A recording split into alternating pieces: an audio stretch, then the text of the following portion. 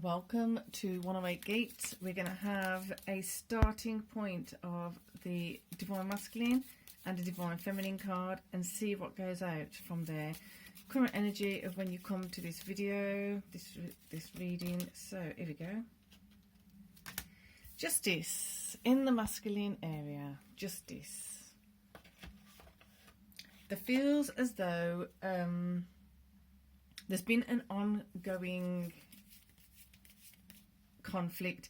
This could be an inner conflict. Like I say, usually this is your inner masculine, inner divine feminine. It's your inner anima, animus.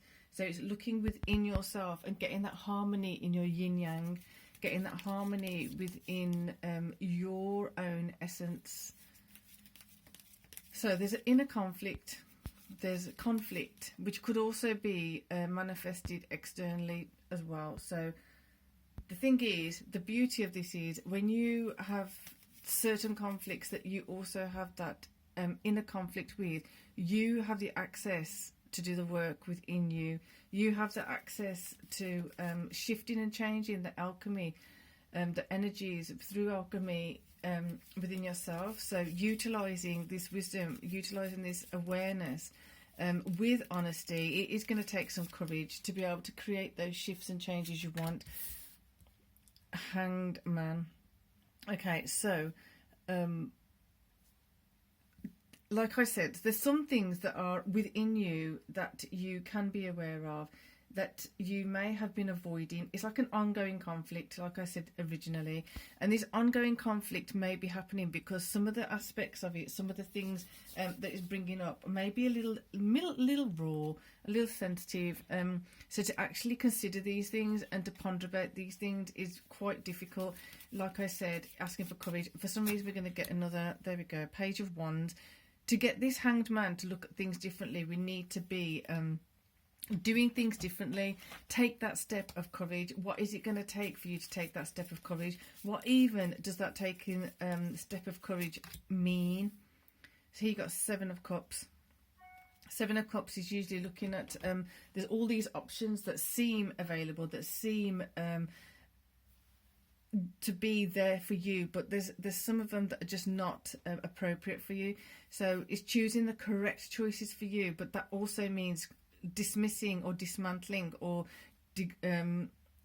disconnecting from or discarding some of those things that you're connected to or entangled with and allowing it to go. There's something in there that you want to hold on to, or you're fearful of letting it go because you don't know what the implications of that mean. What I mean by that is whoever it is resonating for in this particular way, there's something that could cause this inner conflict is easier to handle and manage within than it is if it goes external or when it is manifested externally. So you kind of, it's a bit self-detrimental, it's a bit what's the word? Self-damaging, what's the word? Self-sabotaging. But it doesn't look like self-sabotaging now because it possibly has gone on for so long. It just looks like something that's ongoing that you just have to bear.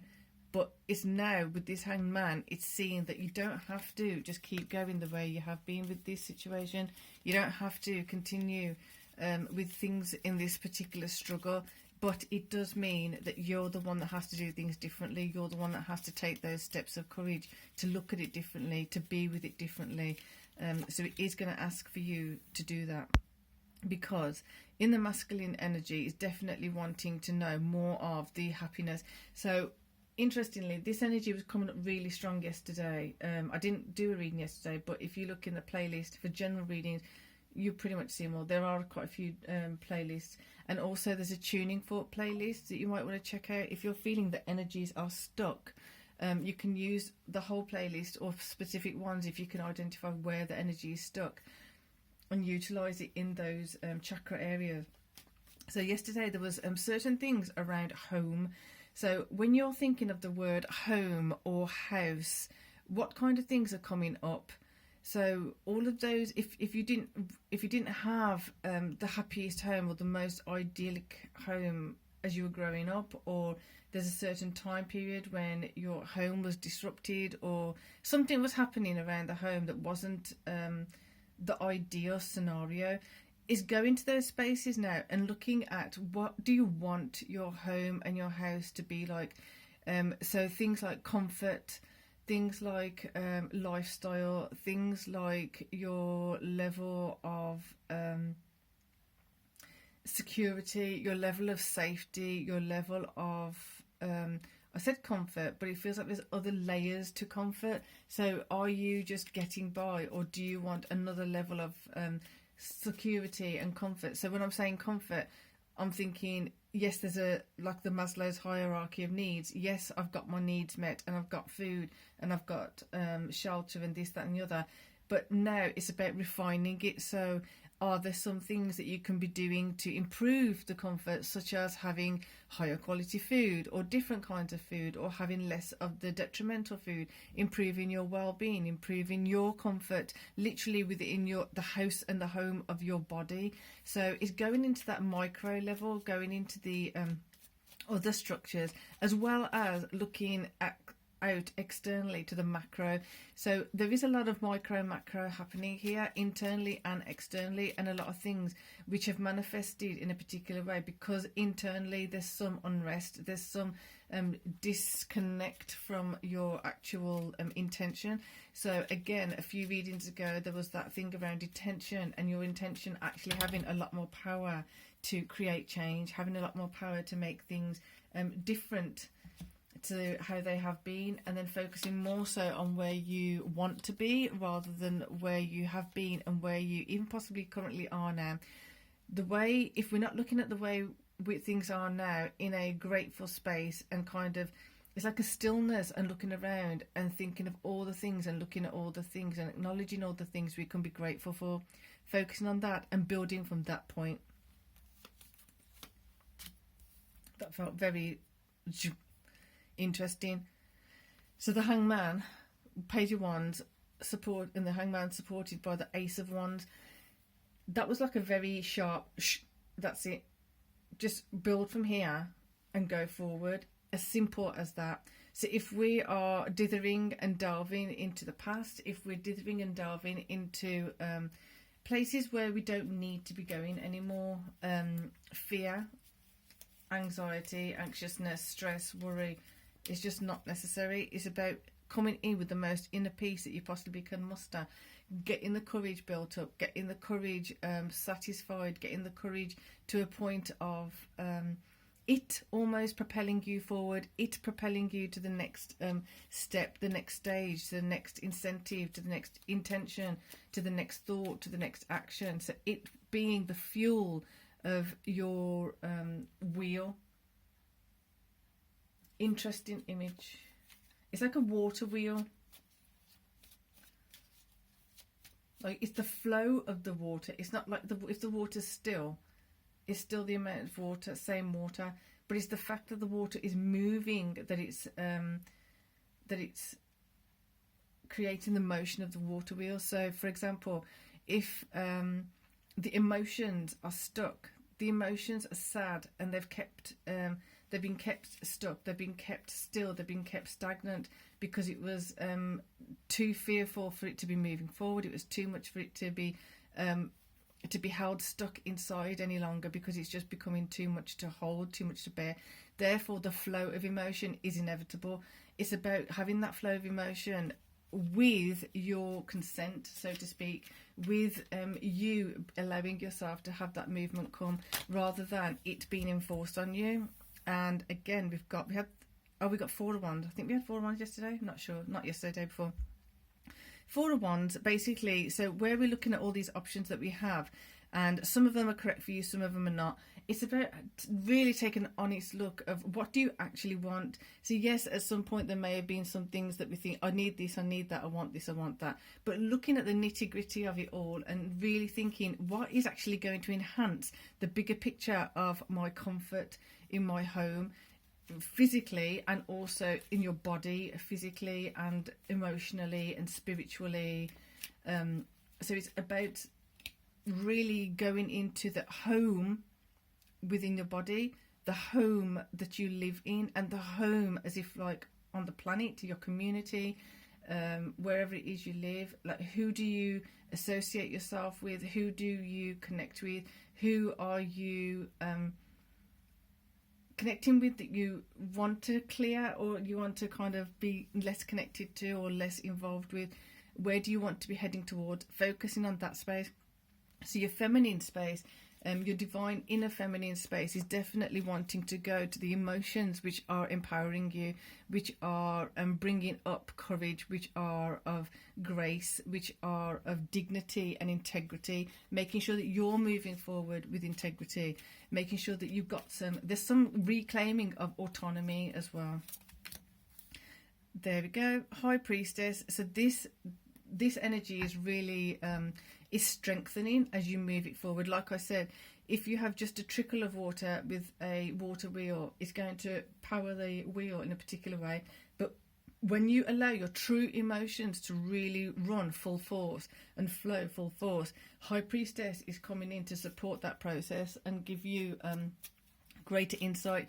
When I say courage is required here, it's those things that you need courage for, to look at. So it's because of the fear or the stress or the worry that stopped you looking at certain things, therefore holding the emotion stagnant, that require this courage. The courage is really essential at this point, because without that courage, how are you going to step forward? It's like, when I've used this analogy I think before, like when a child is learning to walk and they fall, they have that courage, they have that boundless and like limitless courage, just keep going. But if they've fallen in a way that's hurt them significantly, they may be a bit more fearful, they may be a bit more hesitant to do certain things. So it's finding that fresh courage, that really strong courage that you do have within, but it may be hiding somewhere, it may be hidden under a mound of fear, under a mound of worry or stress, or I want to say fearful thinking. So deceit. Okay, this definitely feels like it's an external energy coming in, which has then kind of like made you hide within yourself, which is also then hiding that courage. So you didn't have the courage at some point, possibly, who this is resonating for, to not to. So it's like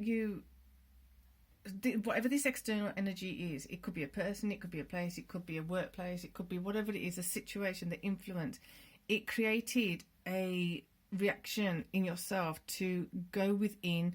I keep feeling like concave, like you're going within, and things started looking differently, and the perspective of things started looking differently. And like I said earlier, it's been happening for so long now that you just take it for granted that that's how things are, when in fact it's not how things are. It's just that because it's been happening for so long, it's perceived as that's how things are. So this is why it's important to let that courage in and allow the emotions to flow truthfully, honestly, courageously, so that you can actually see the other side of it. You can see, okay, the Hangman, I need to look at this in a different way. I need to focus on, what do I want? What actual comfort for me? For somebody, it may be curled up on a big sofa with a blanket and a hot chocolate.